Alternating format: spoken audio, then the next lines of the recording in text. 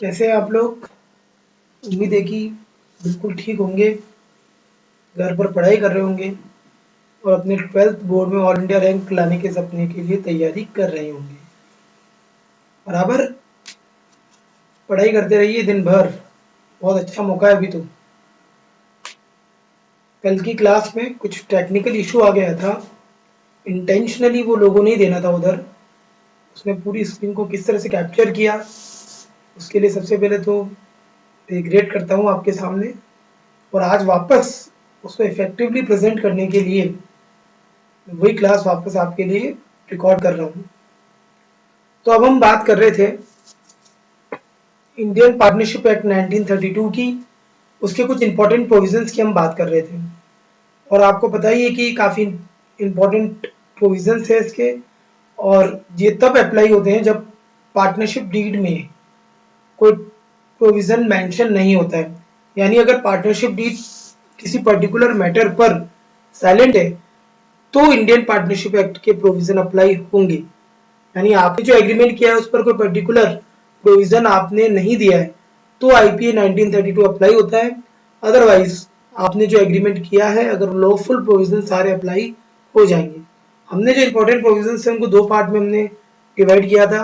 ऐसे प्रोविजंस जो कि अकाउंटिंग ट्रीटमेंट पे इफेक्ट नहीं डालते हैं और ऐसे प्रोविजन जो अकाउंटिंग ट्रीटमेंट पे इफेक्ट डालते हैं। Provision not affecting accounting treatment, जिसमें मैंने आपको बताया था कि कोई भी पार्टनर चाहे तो किसी पार्टनर को एडमिट ना होने दे फर्म में। अगर एक भी पार्टनर आर्ग्यू करता है तो पार्टनर फर्म में एडमिशन नहीं ले सकेगा। लेकिन अगर कोई फर्म से रिटायर होना चाहता है तो वो एक नोटिस देकर आराम से फर्म से रिटायर हो सकता है। कोई भी पार्टनर फर्म के मैनेजमेंट में पार्टिसिपेट कर सकता है। कोई भी पार्टनर बिजनेस से रिलेटेड कंसल्टेशन अगर कुछ भी हो रहा हो तो उसमें पार्टिसिपेट कर सकता है। और कोई भी पार्टनर बुक्स ऑफ अकाउंट्स का इंस्पेक्शन कर सकता है और उनकी फोटो कॉपी भी ले सकता है। फिर ये कुछ बेसिक प्रिंसिपल थे जो मैंने आपको बताए थे, कुछ प्रोविजंस थे इंपॉर्टेंट। फिर हम आगे बढ़ गए थे रिगार्डिंग डिसीजन मेकिंग पर। उस पर हमने बात की थी डिसीजन मेकिंग के लिए कि अगर रूटीन बिजनेस के कोई डिसीजन है, नॉर्मल बिजनेस से रिलेटेड डिसीजन है, जब आप बिजनेस कैरी कर रहे हो, अगर वो डिसीजन उस समय का है तो मेजोरिटी चाहिए। यानी मोर देन 50% पार्टनर अगर एग्री है तो आप वो डिसीजन ले सकते हैं। For routine business decision majority required, that is consent of more than 50% partner required. 50% से ज्यादा पार्टनर्स की कंसेंट चाहिए। पर अगर ये डिसीजन पार्टनरशिप से रिलेटेड हो, जैसे एडमिशन में था, तो 100% पार्टनर्स की कंसेंट चाहिए। सभी की संतुष्टि हमें चाहिए, सभी की कंसेंट होनी चाहिए कि हाँ ये पार्टनर फर्म में आ सकता है, तो आप उसको इंक्लूड, उसको एडमिट कर सकते हो। तो पार्टनरशिप डिसीजन में 100% कंसेंट चाहिए। और जो रूटीन बिजनेस डिसीजन है उसमें अगर 50% भी मेजोरिटी हो तो आप वो डिसीजन ले सकते हैं। अगली हमने बात की थी यूजिंग असेट, यानी या तो मैं फर्म के एसेट यूज करूं या फर्म मेरी एसेट यूज करे। तो सिंपल सा है, अगर कोई पार्टनर किसी इमरजेंसी में या रूटीन में अपनी एसेट फर्म के लिए लगाता है, कोई इमरजेंसी आ गई, आग लग गई, फायर ब्रिगेड को बुलाना था, उसने अपनी जेब से फायर ब्रिगेड का पैसा दिया, तो उस केस के अंदर जो जस्टिफाइड खर्चा उसने किया है उसको फर्म को उसको इंडेमनीफाइड करना होगा। फर्म को वो खर्चा उससे वापस देना होगा। बेस्ट जजमेंट में लिए गए सभी डिसीजंस का पैसा फर्म उसे देगी, क्योंकि उसने अपनी एसेट को फर्म के लिए खर्च किया है, तो उसे उसका पैसा वापस मिलने का भी अधिकार होता है। ठीक है। और दूसरा हमने ये बात की थी using firm asset bye partner. अगर पार्टनर फर्म की एसेट इस्तेमाल करे, यानी मैंने फर्म की एसेट इस्तेमाल करके मैंने कोई प्रॉफिट अर्न किया है, कोई फर्म की प्रॉपर्टी से मैंने यूज करके या फर्म के किसी बिजनेस कनेक्शन को यूज करके मैंने प्रॉफिट कमाया है, या फिर मैंने फर्म के कॉम्पिटिटिव कोई बिजनेस किया है, तो अगर मैं इससे कोई प्रॉफिट कमाता हूं तो मुझे प्रॉफिट प्लस जो एसेट मैंने यूज की है वो वापस फर्म को देनी पड़ेगी। फर्म को एसेट और अलॉन्ग विथ प्रॉफिट मुझे फर्म को लौटाना पड़ेगा।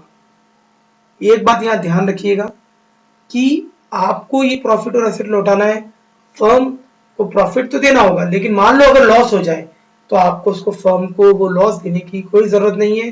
फर्म आपका लॉस बियर नहीं करेगी। अगर आपने फर्म की एसेट से कोई प्रॉफिट कमाया है तो फर्म वो बियर करेगी, अदरवाइज फर्म वो लॉस बियर नहीं करेगी। प्रॉफिट फर्म ले लेगी पर लॉस को फर्म बियर नहीं करेगी। This is the main provision regarding partnership. ये नॉन अकाउंटिंग प्रोविजन से इनका अकाउंटिंग पर कोई ज्यादा इफेक्ट नहीं आता है। ठीक है, आगे बढ़ते हैं अपन। प्रोविजन अफेक्टिंग अकाउंटिंग ट्रीटमेंट, इन्हें हमने गोल्डन रूल्स भी नाम दिया है। ये पार्टनरशिप के गोल्डन रूल है जो पूरी पार्टनरशिप में कभी भी काम आ जाते हैं। तो हम इनको देखते हैं। पहली बात, प्रॉफिट और लॉस जो पार्टनर्स को बटेगा वो इक्वली बटेगा। दूसरा, इंटरेस्ट ऑन कैपिटल पार्टनर को नहीं दिया जाएगा। तीसरा, इंटरेस्ट ऑन ड्रॉइंग पार्टनर से चार्ज नहीं किया जाएगा, यानी अगर आप कैपिटल पर इंटरेस्ट नहीं दे रहे हो तो आपको ड्रॉइंग पर भी इंटरेस्ट लेने का कोई राइट नहीं है। चौथा, अगर कोई पार्टनर फर्म को लोन देता है तो उस पर 6% पर एनम से इंटरेस्ट पार्टनर को दिया जाएगा। ध्यान रखना, अगर पार्टनर कैपिटल देता है तो उस पर कोई इंटरेस्ट नहीं देंगे, लेकिन अगर वही पार्टनर फर्म को लोन देता है तो उस पर हम इंटरेस्ट जरूर देंगे। और किससे देंगे? 6% पर एनम से इंटरेस्ट देंगे। और लास्ट, पार्टनर को कोई रेम्यूनरेशन अलाउड नहीं होगा। Salary, bonus, commission is not allowed to partner. No remuneration is allowed to partners. ठीक है, ये अकाउंटिंग प्रोविजंस थे जिनका इफेक्ट अकाउंट से पड़ता है। तो ये प्रोविजन आपको बिल्कुल क्लियर होने चाहिए, एकदम क्रिस्टल क्लियर प्रोविजन है। अब हम इन पे क्वेश्चन करेंगे, लेकिन मैं आपको एक चीज बता देता हूँ। इससे पहले मैं आपको कुछ अपने चर्चा करना चाहता हूँ मैं आपके साथ। तो हम चर्चा करते हैं, ठीक है? देखिए, हम चर्चा करते हैं बात पर। देखिए, एक जो पार्टनर होता है फर्म का, जो भी फर्म का पार्टनर होता है वो फर्म में दो रोल निभा सकता है। उसके फर्म में डबल रोल हो सकते हैं, जुड़वा हो सकता है वो फर्म के लिए। कौन कौन से डबल रोल निभाता है वो मैं आपको बता देता हूं। या तो पार्टनर फर्म का ओनर हो सकता है, या वो पार्टनर फर्म के लिए एक आउटसाइडर हो सकता है। मतलब ओनर भी और आउटसाइडर भी। अब आप बोलोगे ऐसे कैसे? देखिए, पार्टनर जब बिजनेस के अंदर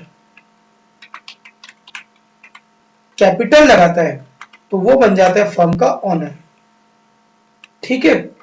पर जब कोई पार्टनर फर्म को लोन देता है, जब भी कोई पार्टनर फर्म को लोन देता है, तो एक बात हमेशा ध्यान रखना बेटा कि जब भी कोई पार्टनर फर्म को लोन देता है तो वो एज ए ऑनर की कैपेसिटी में लोन नहीं देता है, वो एज ए आउटसाइडर की कैपेसिटी में लोन देता है। ये बात आप दिमाग में रखना। यानी कैपिटल तो एज ए ऑनर की कैपेसिटी में लगाई जाती है, पर लोन जो दिया जाता है पार्टनर के द्वारा वो एज ए आउटसाइडर की कैपेसिटी में दिया जाता है। यानी एक ही पार्टनर डबल रोल में होता है, ऑनर भी और आउटसाइडर भी। ये बात आपको ध्यान रखना है। आप सोचेंगे ऐसा कैसे होता है? ये सिर्फ पार्टनरशिप में ही पॉसिबल है कि पार्टनर ओनर भी है और पार्टनर आउटसाइडर भी है। उसने आउटसाइडर की कैपेसिटी में लोन दिया है और ओनर की कैपेसिटी में इंटरेस्ट ऑन कैपिटल दिया है। इसीलिए एक प्रोविजन पे मैं आपका ध्यान लगाना चाहूंगा कि देखिए, अगर पार्टनरशिप डीड नहीं है तो कैपिटल पर इंटरेस्ट नहीं देना है, क्योंकि ओनर है, आप उसको भूल जाओ, नहीं देना है उनको इंटरेस्ट। लेकिन अगर पार्टनरशिप डीड नहीं है तो लोन पर तो इंटरेस्ट देना है, और कितने परसेंट से देना है? 6% पर एनम। यानी देखो, दोनों की कैपेसिटी अलग अलग है, पार्टनरशिप एक्ट भी अलग अलग मानता है। इसलिए ध्यान रखना, पार्टनर एक ओनर के रोल में भी होता है और एक आउटसाइडर के रोल में भी होता है। इसमें बहुत सारे कंसेप्ट है आगे, जिन्हें हम आगे वाली क्लास में पढ़ेंगे, ताकि आपके लिए बहुत फ्रूटफुल है ये डिस्कशन। इसलिए आप दिमाग में ये बात हमेशा रखना कि पार्टनर दो रोल निभाता है, एज ए ओनर और एज ए आउटसाइडर। ठीक है, आगे बढ़ते हैं। ये मुझे आपको बताना था। अब हम क्या करने वाले बेटा? अब हम इसके आगे के क्वेश्चंस करेंगे। यानी ये जो हमने प्रोविजंस पढ़े, ये जो हमने प्रोविजन पढ़े अफेक्टिंग अकाउंटिंग ट्रीटमेंट और नॉट अफेक्टिंग अकाउंटिंग ट्रीटमेंट, इस पर कुछ क्वेश्चंस है। क्वेश्चन नंबर 1 और 2 हमने देख लिया था। अब हम आगे के क्वेश्चंस देखेंगे, तो आप लोग तैयार रहिए क्वेश्चंस के लिए। क्वेश्चन नंबर 3 आपके सामने। इस पे हम चर्चा करते हैं, क्विक चर्चा करेंगे ताकि आपका कोर्स जल्दी हो सके। A, B and C are partners और उनके बीच पार्टनरशिप डीड नहीं है। फर्स्ट ईयर के एंड में जब उन्होंने बिजनेस कमेंस किया तो उनको कुछ प्रॉब्लम्स आई है, ठीक है। A wants that IOC interest on capital should be allowed to partner. ये कह रहा है कि पार्टनर्स को इंटरेस्ट ऑन कैपिटल मिलना चाहिए, पर इसके लिए बी और सी एग्री नहीं है, तो वैसे भी नहीं मिलना चाहिए, क्योंकि अगर पार्टनरशिप डीड नहीं होता है तो उस केस के अंदर इंटरेस्ट ऑन कैपिटल पार्टनर्स को नहीं दिया जाता है। तो इसका आंसर अगर आप दोगे तो कैसे दोगे? in the absence of express provision in partnership deed following provisions of Indian Partnership Act 1932 shall apply। और फिर आप कुछ प्रोविजन लिखने हैं कि आईओ जो आपको क्वेश्चन में दिए उससे रिलेटेड प्रोविजन लिखने हैं कि आईओसी नहीं देना है, आईओडी नहीं लेना है, इंटरेस्ट ऑन ड्राइंग्स नहीं लेना है, प्रॉफिट लॉस को इक्वली बांटना है, इंटरेस्ट ऑन लोन 6% से लेना है। वो प्रोविजन है जो आपके अकाउंटिंग ट्रीटमेंट पे कोई इफेक्ट डालते हैं, ठीक है। B wants that the partner should be allowed to draw salary but A और C do not agree.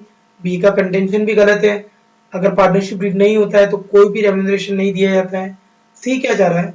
C want that loan given by him, C ने जो लोन दिया है to the firm should bear interest at 10% per annum.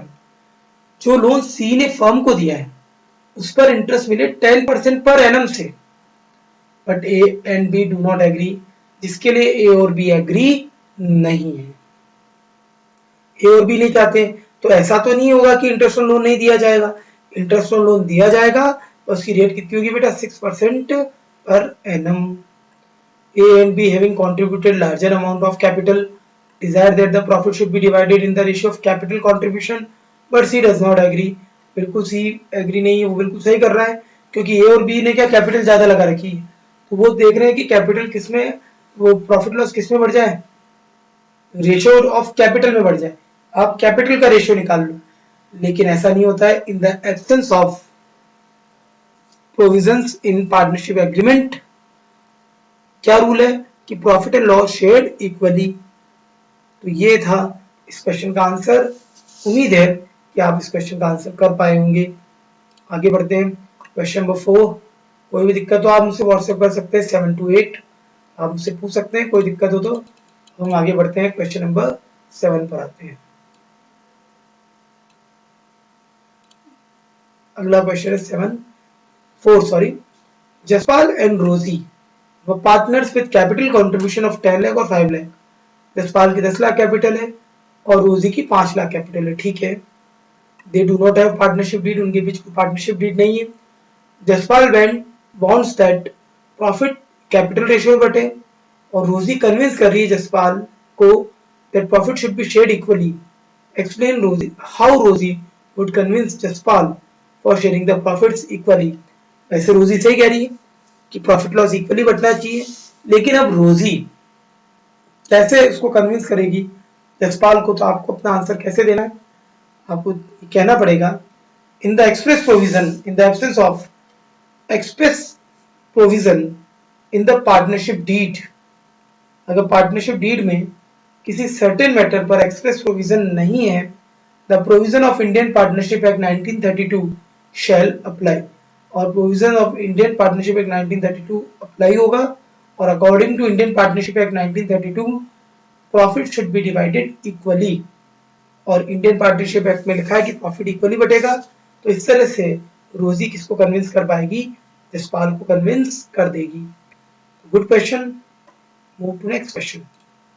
Question number 5 Harshad and Dhiman, good question of from NCERT. एक बार इसको आप देखें, एक बार इसको रीड करें।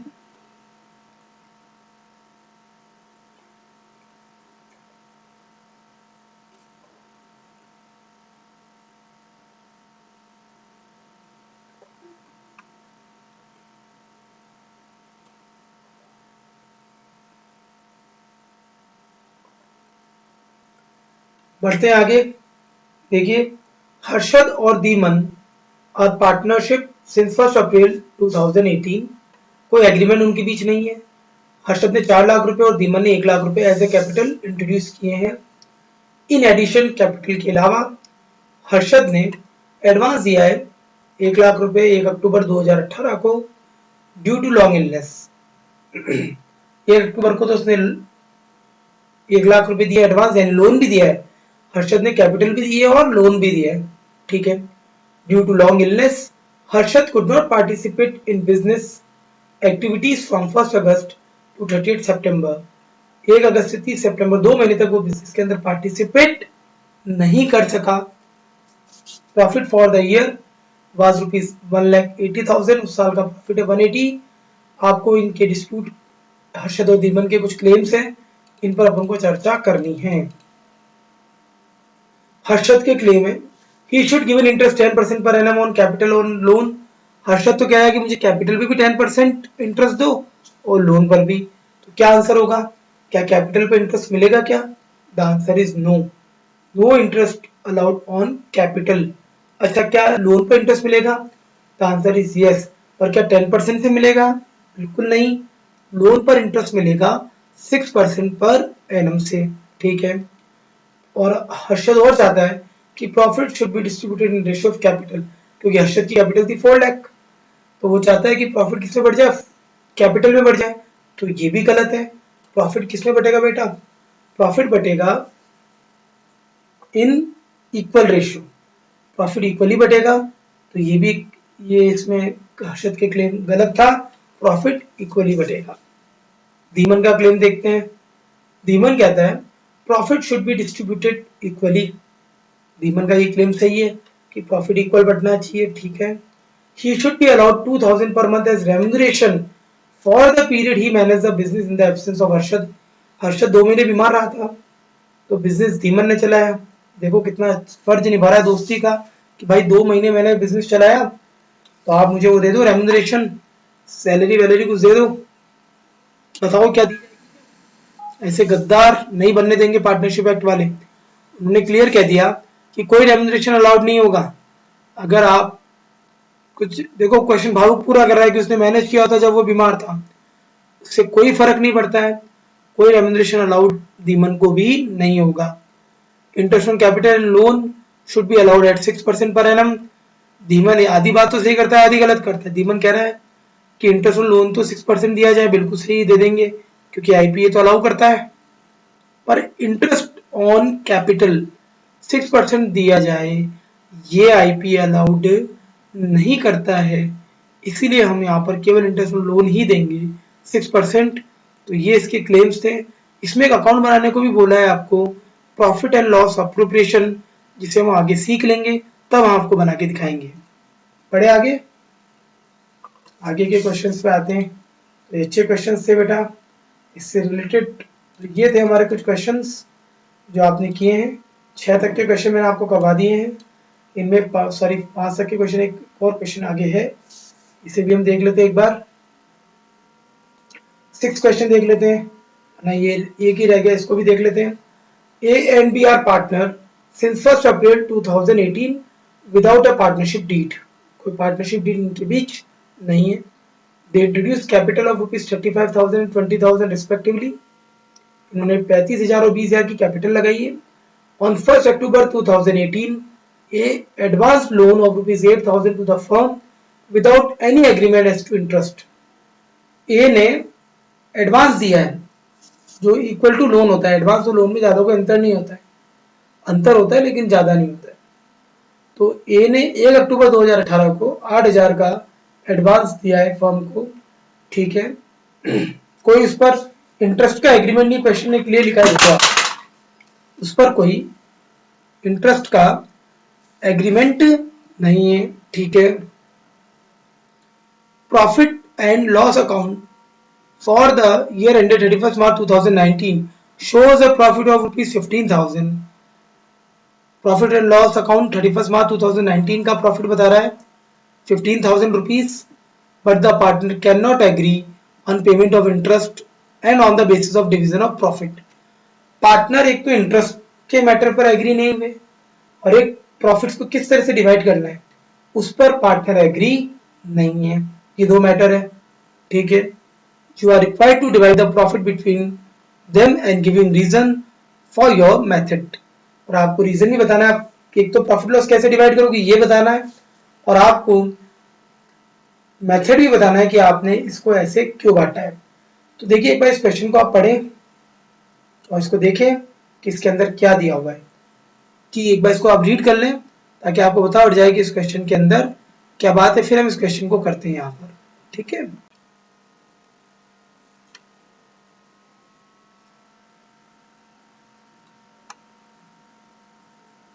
देख लिया, क्वेश्चन करते हैं अपन आगे, ठीक है।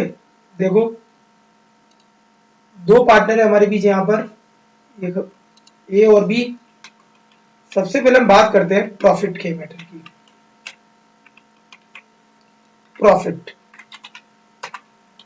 जी, हमारा प्रॉफिट कितना दिया हुआ है इस क्वेश्चन में हमको,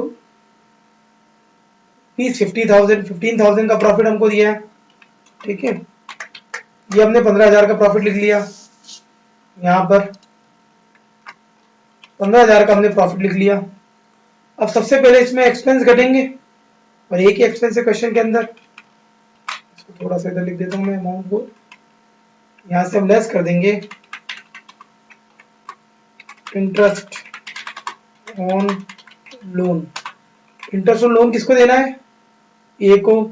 8,000 का लोन दिया था उसने 1 अक्टूबर को, ईयर कब एंड हो रहा है 31 मार्च। आपको इंटरेस्ट की बेसिक कैलकुलेशन आती होगी, amount into rate upon 100 into time upon 12। कितने महीने का इंटरेस्ट आएगा, अक्टूबर नवंबर दिसंबर जनवरी फरवरी मार्च, तो 6 महीने का इंटरेस्ट आ जाएगा। रेट ऑफ इंटरेस्ट क्या लेंगे, लोन पर इंटरेस्ट किस रेट से देते हैं, अगर पार्टनरशिप डीड साइलेंट होता है तो 6% से, ठीक है। उसने हमको कितना दिया है, देखिए आप 8,000 का लोन दिया है, इसे हम मल्टीप्लाई कर देंगे 6 डिवाइड बाय 12, 6 महीने का हमने टाइम फैक्टर ले लिया है, ठीक है, वेरी गुड। और फिर इसको हम किससे मल्टीप्लाई कर देंगे, रेट ऑफ इंटरेस्ट कितनी है 6 divide by 100, this is hour rate of interest, बराबर है बेटा। तो ये हमारी रेट ऑफ इंटरेस्ट आ जाएगी, तो ये हो जाएगा बेटा आपके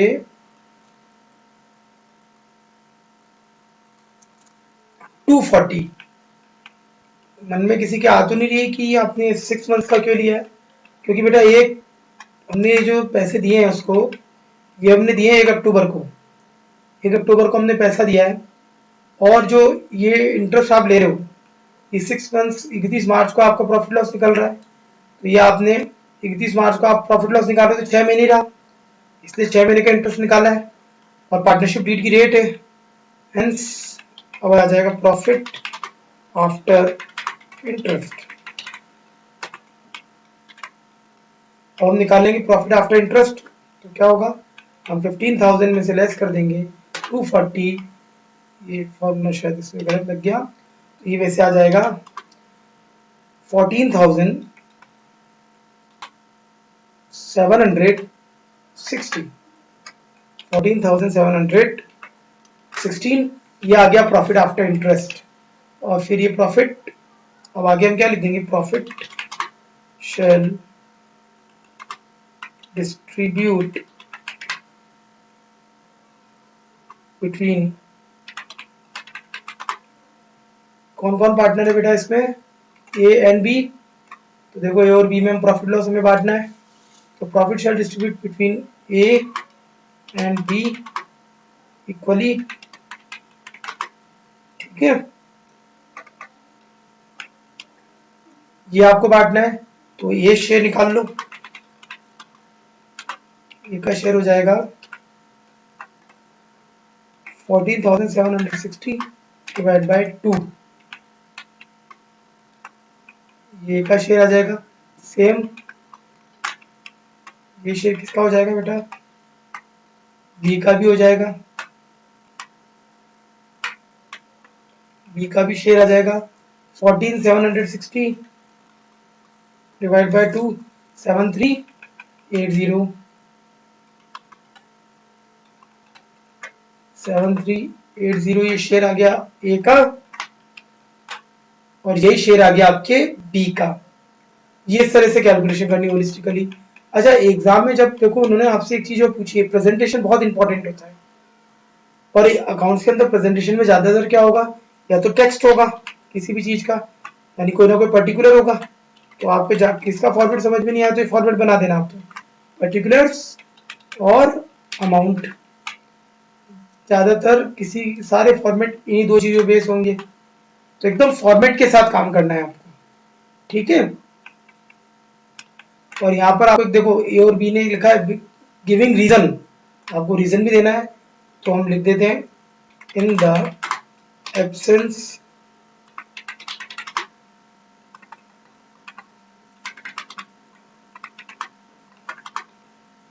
of any provision in the partnership deed, the provision of Indian Partnership Act 1932 shall apply। तो भी लिख सकते हो in the absence of any provision in the partnership deed, यानी आप यहाँ लिख सकते हो ऑन सर्टेन मैटर्स, ठीक है, इतना बड़ा मत लिखो, the provisions of IP 1932 shall apply,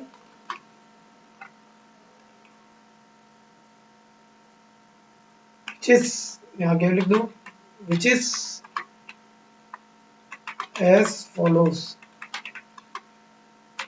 और लिख दो यहाँ पे पहला profit and loss divided equally,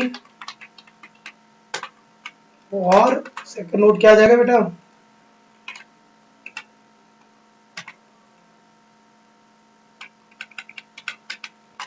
interest on loan is allowed at the rate 6% per annum। अगर आप इस तरह से आंसर लिखे आते हो, मैं आपको बता रहा हूँ फैक्ट कि इसमें कोई नंबर कहीं नहीं कटना है, और सबसे बेस्ट एक बार में देखते एग्जामिनर आपको नंबर दे देगा। तो प्रेजेंटेशन का ध्यान तो आपको हमेशा रखना ही है। एक बार होलिस्टिकली आप इसको देख लें, ये क्वेश्चन कैसा बन रहा है ये देखिए, थोड़ा सा होलिस्टिकली दिखाने की कोशिश करता हूँ, ठीक है। ए शेयर आ जाएगा, उधर ही बी शेयर आ जाएगा, तो इस तरह से क्वेश्चन का आंसर देना है एकदम प्रॉपर वे में विद प्रेजेंटेशन।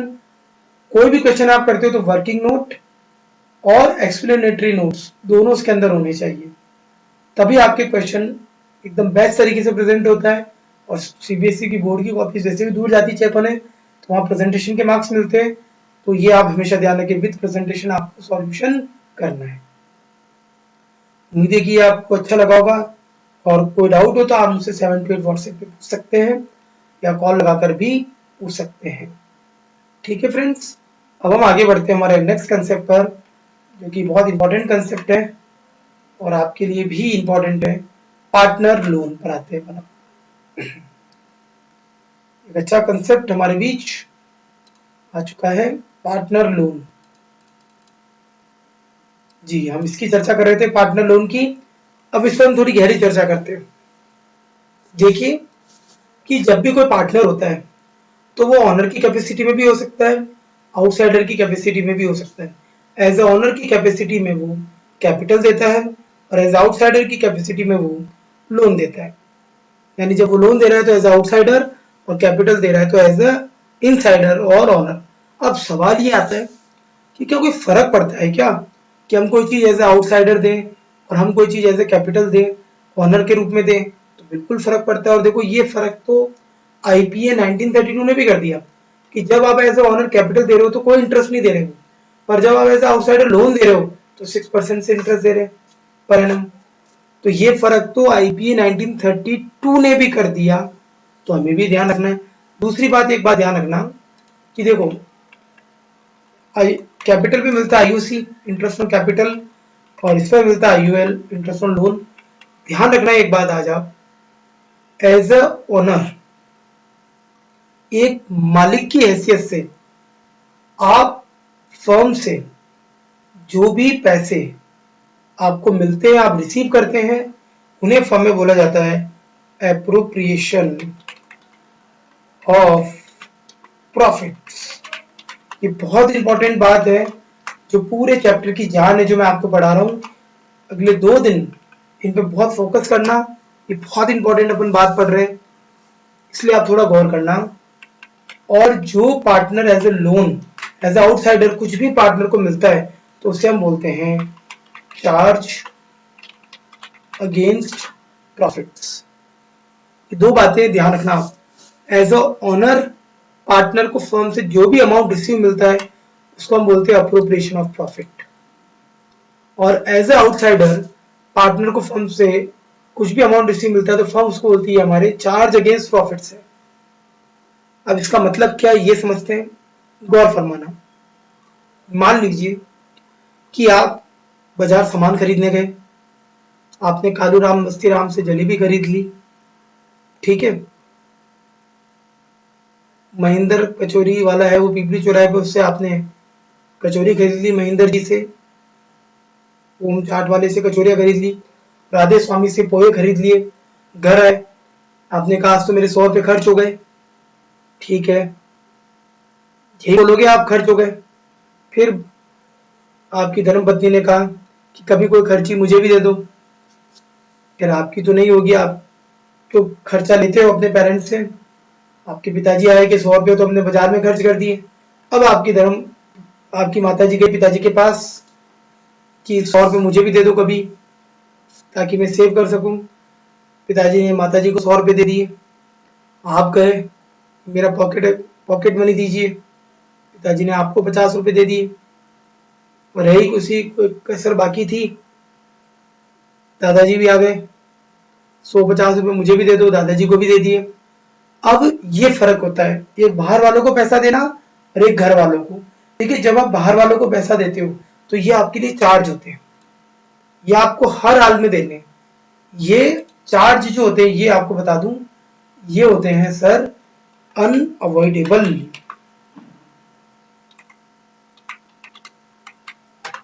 ये हर हाल में देने, जो चार्जेस होते हैं वो अनअवॉइडेबल होते हैं, हर हाल में देने। मतलब आपने मान लो जलेबी खरीद ली, कचौरी खरीद ली, पोहे खरीद लिए, तो पैसे तो हर हाल में देने, चाहे आपकी जेब में हो नहीं हो तो मोबाइल से जीपे कर दो, पेटीएम कर दो, लेकिन पैसे हर हाल में देने। पर जब आप घर वालों को पैसे देते हैं तो ये अवॉइडेबल भी हो सकते हैं। अवॉइडेबल मतलब मान लीजिए पैसा होगा तभी तो घर वालों को दोगे। मान लो आप बाहर से खर्ची कर आए, घर आए, मम्मी ने पापा से 100 रुपये मांग लिए, पिताजी ने कहा आज तो नहीं है, तो कोई मम्मी केस थोड़ा कर देगी कि आपने मुझे 100 रुपये नहीं दिए। यानी अगर चार्जेस हर हाल में देने हैं, चाहे आपके पास पैसा हो नहीं हो, यानी चार्ज से रिलेटेड जो भी एक्सपेंस होते हैं, जिन भी एक्सपेंस को हम चार्ज मानते हैं, इंटरेस्ट लोन एक एक्सपेंस है, इसको हम क्या कह रहे हैं कि चार्ज अगेंस्ट प्रॉफिट है। यानी ऐसे एक्सपेंस जो चार्ज होते हैं वो हर हाल में दिए जाते हैं, चाहे प्रॉफिट हो या लॉस हो, ये अवॉइड ही नहीं हो सकते। यानी आउटसाइडर्स को जो भी आप पैसा देते हो, यानी जो भी आउटसाइडर्स पर आप एक्सपेंस कर रहे हो, वो एक्सपेंस चार्ज अगेंस्ट प्रॉफिट होते हैं, ये अनअवॉइडेबल होते हैं, और ये हर हाल में दिए जाते हैं, चाहे आपके बिजनेस में प्रॉफिट हो चाहे लॉस हो। अब आप बोलोगे लॉस में कैसे, पहले ही नुकसान में हो और लॉस कर लो, पर देना तो पड़ेगा, ठीक है। पर यही एज ए ओनर अगर आप आईयूसी दे रहे हो तो ये आईयूसी कहलाते हैं appropriation of profit. Appropriation of profit का मतलब होता है, अप्रोप्रिएशन का एक वर्ड और है, डिस्ट्रीब्यूशन ऑफ प्रॉफिट। जब आप एज ए ओनर किसी को कोई चीज दे रहे हो तो एक सिंपल सी बात दिमाग में रखो, आप यहाँ पर अप्रोप्रिएशन का एक मतलब होता है डिस्ट्रीब्यूशन, आप प्रॉफिट को डिस्ट्रीब्यूट करते हो। जब आप ओनर को कोई चीज देते हो तो ये कहता है it is distribution of profit, और डिस्ट्रीब्यूशन ऑफ प्रॉफिट तभी होगा ना जब आपके पास प्रॉफिट हो। मुझे एक बात बताओ, मान लो आपके पास प्रॉफिट है ही नहीं, तो क्या आप डिस्ट्रीब्यूट कर पाओगे? क्योंकि यहाँ पर लिखा है अप्रोप्रिएशन ऑफ प्रॉफिट बोलते हैं, जो चीज हम ओनर को देते हैं वो होती है अप्रोप्रिएशन ऑफ प्रॉफिट, यानी वो डिस्ट्रीब्यूशन ऑफ प्रॉफिट की तरह। तो डिस्ट्रीब्यूशन ऑफ प्रॉफिट की को करने के लिए प्रॉफिट भी तो होना चाहिए। यानी जो चीज आप पार्टनर को एज ए ऑनर देते हो वो अप्रोप्रिएशन ऑफ प्रॉफिट होती है, और वो चीजें तभी दी जाएगी जब आपके पास प्रॉफिट अवेलेबल हो। यानी मुझे एक बात बताइए, क्या लॉस के केस में कोई अप्रोप्रिएशन हो पाएगा? The answer is no. वहीं पर अगर कोई पार्टनर एज ए आउटसाइडर आपको लोन दे रहा है, पार्टनर लोन दे रहा है, तो फिर वो लोन एज ए आउटसाइडर दे रहा है, और आउटसाइडर से को आप जो भी चीजें देते हो, आप आईओएल दे रहे हो, इंटरेस्ट लोन दे रहे हो, तो वो चीजें प्रॉफिट का डिस्ट्रीब्यूशन नहीं है तो प्रॉफिट का डिस्ट्रीब्यूशन, लेकिन वो प्रॉफिट पर बोझ है। क्यों बोझ है? वो चार्ज है। बोझ मतलब चार्ज। चार्ज इसलिए है कि चाहे प्रॉफिट ये अनअवॉइडेबल है, चाहे प्रॉफिट हो चाहे लॉस हो, ये आपको हर हाल में देने ही है। अनअवॉइडेबल है, इवन प्रॉफिट लॉस कुछ भी हो जाए ये देने ही है। और इधर अगर हम बात करें तो जो ऑनर की कैपेसिटी में ये appropriation of profit just like a distribution of profit, ये अवॉइडेबल है और ये तभी दिए जाते हैं जब प्रॉफिट हो। तो ये जो बेसिक डिफरेंस है बेटा, ये बहुत ध्यान से समझ लेना आप, अप्रोप्रिएशन और चार्ज अगेंस्ट प्रॉफिट को। इसमें कोई भी दिक्कत हो तो आप मेरे से जरूर पूछना, फिर भी मैं आपको ये बता रहा हूँ। ठीक है बेटा? तो कोई दिक्कत आए तो आप मेरे से इसके बारे में जरूर बात कर सकते हो। मेरे अकॉर्डिंग काफी इजी है आप लोगों के लिए। ठीक, बड़े आगे पार्टनर लोन पर ये मैंने आपको बताया कि एक पार्टनर ओनर की हैसियत से भी काम करता है और आउटसाइडर की हैसियत से काम करता है। देखो ज्यादातर कोई पार्टनर काम करता है तो एज ए ओनर की हैसियत से काम करता है। वो फर्म के लिए कोई भी काम करता है, दुकान संभालता है एज ए ओनर, कैपिटल लगाता है एज ए ओनर, सेल बढ़ाता है एज ए ओनर। तो वो आउटसाइडर के फॉर्म में क्या केवल लोन ही देता है? देखिए वो पार्टनर आउटसाइडर के केस में हमारे 12th में जनरली केवल लोन ही है, पर कुछ ऐसा नहीं वो लोन ही देता है, वो चाहे तो अपनी कोई एसेट्स भी दे सकता है। लोन किसमें देता है? वो कैश देता है तो उसको तो हम लोन बोलते ही हैं। अगर वो कैश दे रहा है तो लोन नहीं है। वो अदर एसेट भी दे सकता है, और अदर एसेट के बदले वो क्या लेगा आपसे? और रेंट लेगा। कैश दिया as in form of loan. अगर पार्टनर ने फर्म को कैश दिया एज ए लोन तो वो क्या लेता है? Interest on loan. लेकिन उसी पार्टनर ने फर्म को कोई एसेट दी है तो उसके बदले वो क्या रहता है? रेंट। और ध्यान रखना बेटा, लोन और एसेट पर दिया जाने वाला रेंट ये दोनों ही क्या है? चार्ज अगेंस्ट प्रॉफिट्स है। इंटरेस्ट ऑन लोन और रेंट ये दोनों हमारी चार्ज अगेंस्ट प्रॉफिट है। ये अनअवॉइडेबल है क्योंकि एज आउटसाइडर कैपेसिटी में दिया जा रहा है, और ये क्या कब दिए, चाहे प्रॉफिट हो या लॉस, चार्जेस तो देने ही पड़ेंगे। इधर एज ए ओनर वो कुछ भी लेता है तो वो अप्रोप्रिएशन यानी डिस्ट्रीब्यूशन ऑफ प्रॉफिट है, ये अवॉइड भी हो सकते हैं। केवल प्रॉफिट के केस में दिया जाता है, यानी लॉस के केस में ये अवॉइडेबल कब होंगे? आपको ये भी लिख दूं, इन केस ऑफ लॉस।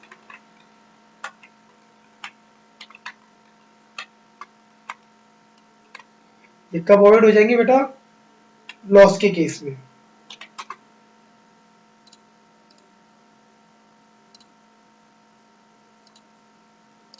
तब अवॉइडेबल होंगे।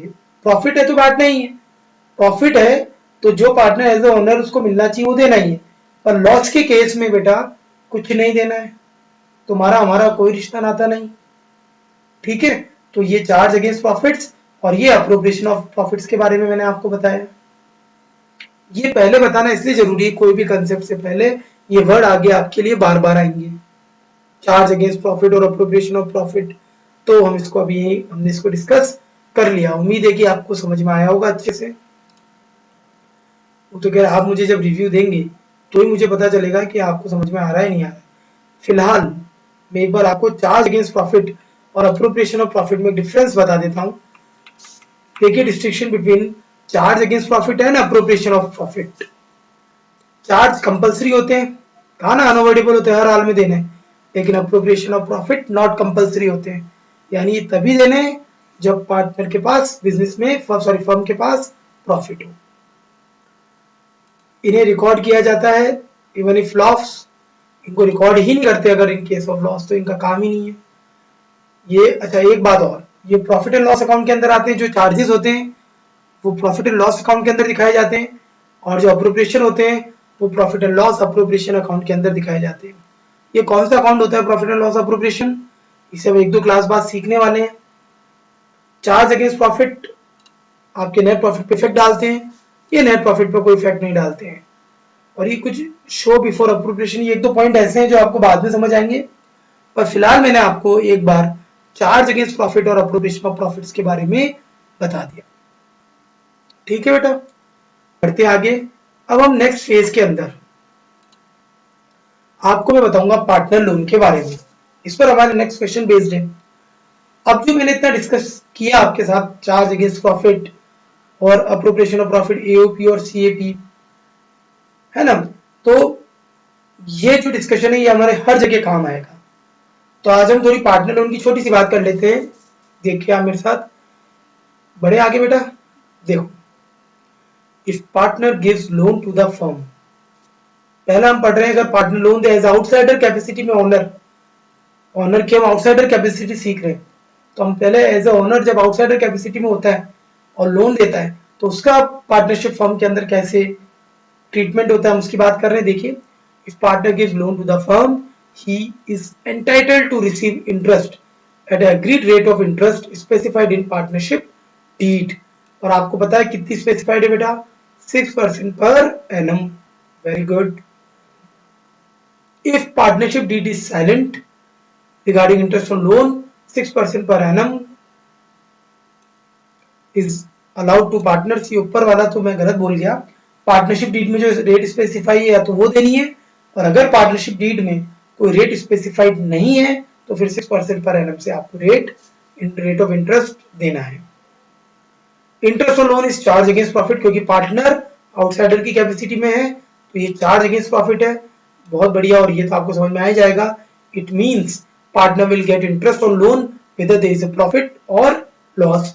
खूब चर्चा की आज हमने इस पर।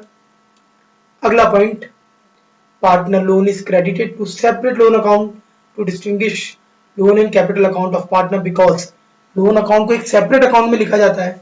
यानी हम आपको एक चीज बता दूं, आज हम पढ़ रहे हैं कि अगर पार्टनर लोन की कैपेसिटी में बात करें, एज आउटसाइडर की कैपेसिटी में लोन दे, तो उसका क्या ट्रीटमेंट होता है, हम उस पर बात करें। एज आउटसाइडर कैपेसिटी में जब वो काम करता है तो उसका ट्रीटमेंट क्या होता है, उसकी हम बात कर। तो एज ए आउटसाइडर की कैपेसिटी में वो लोन देता है तो उसका अलग अकाउंट बना, और एज ए ऑनर की कैपेसिटी में कैपिटल देता है उसका अलग अकाउंट बना। तो हम यहाँ दोनों के अलग अलग अकाउंट बनाते हैं, और इसकी कुछ और रीजन भी है। डिसोल्यूशन, जब भी फर्म बंद होगी तो loan is repayable before capital. Dissolution का मतलब होता है फर्म बंद होने वाली, तो जब भी कोई फर्म बंद होगी तो पहले लोन का पेमेंट किया जाएगा। क्योंकि हम देखो, जब भी कोई फर्म बंद होती है, हमारा बिजनेस बंद होता है, तो पहले जो लोग बाहर के लोग पैसे मांगते हैं उनको दिया जाता है, घर के लोगों को तो बाद में दे देंगे। तो एज ए ऑनर का उसको जो पैसा बनता है वो बाद में देंगे, पहले एज ए आउटसाइडर उसका जो पैसा बनता है एज ए लोन उसको पहले दिया जाएगा। और ये भी आपको पता है कि इंटरेस्ट ऑन लोन तो 6% दिया जाता है अगर पार्टनरशिप डीड नहीं होता है, पर इंटरेस्ट ऑन कैपिटल तो बिल्कुल भी नहीं दिया जाता है। देखिए, in the absence of partnership deed, interest on loan is allowed at 6% per annum, whereas partner is not entitled to for interest on capital। Partner को इंटरेस्ट ऑन कैपिटल अलाउड नहीं होगा। तो ये दो रीजन होते हैं जिसकी वजह से लोन अकाउंट को अलग दिखाया जाता है, कैपिटल को अलग दिखाया जाता है। एक में पार्टनर ओनर की कैपेसिटी में होता है और एक में आउटसाइडर की कैपेसिटी में होता है। एज ए आउटसाइडर उसको फर्म से जो भी कुछ मिलता है वो चार्ज अगेंस्ट प्रॉफिट होता है, जो अनअवॉइडेबल होता है, हर हाल में देना है चाहे प्रॉफिट हो या लॉस हो। और एज ए ओनर पार्टनर को जो भी फर्म से रिसीव होता है वो अप्रोप्रिएशन या डिस्ट्रीब्यूशन ऑफ प्रॉफिट होता है, तो तभी दिया जाता है जब प्रॉफिट हो। लॉस हो तो उसको अवॉइड किया जा सकता है। ये बातें आज हमने की है। कल हम पार्टनर लोन पर और गहरी चर्चा करेंगे और कल ही इसको कंप्लीट कर देंगे। तो उम्मीद है कि आपको समझ में आ रहा होगा।